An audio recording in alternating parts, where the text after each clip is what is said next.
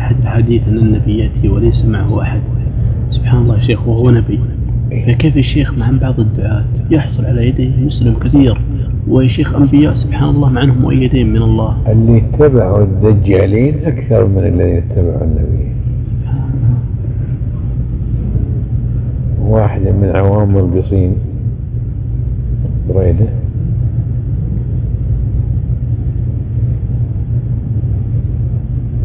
جاء لبيته بعد المغرب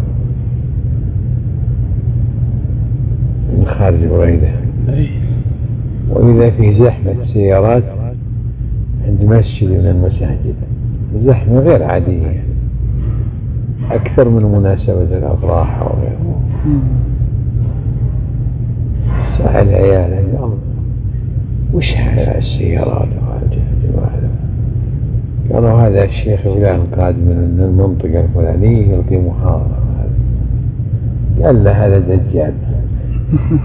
هذا ما هو شيخ، دجال. وعام المشايخ نعرفهم من يوم نطلع وهم في المساجد وعليهم 5 و10 20 30. ما جمهور والله ما أعرف لأن مع الدجالين. الله يجزاك خير.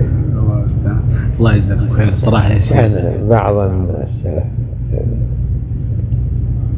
خيثمة والربيع وغيره الحسن البصري وغيره، وإذا زاد عندهم الحضور عن 5 قاموا قالوا هذه شهرة.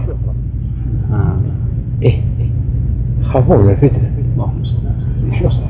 ما شاء الله الآن يا شيخ العكس، الناس يشاركوا الشيخ والإقبال يذكرون عنده. صح. هو قلة بعض يشرح.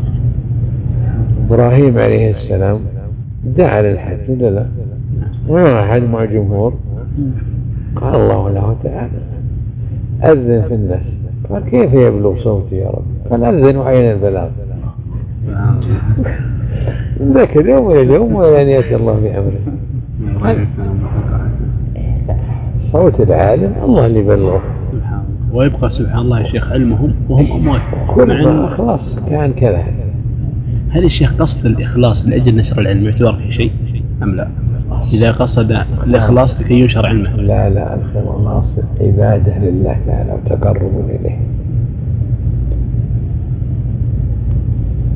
يقولون في ترجمة شيخ الإسلام رحمه الله تيمية وبعد 6 أشهر من وفاته في الشام سمع قائد على أطراف الصين يعني ورا بنغلاديش يقول الصلاة على ترجمان القرآن شيخ الإسلام أحمد بن تيمية. صلاة الغائب تتسع الدائرة كل ما زمان يروح حتى وصلت هناك بعد 6 أشهر.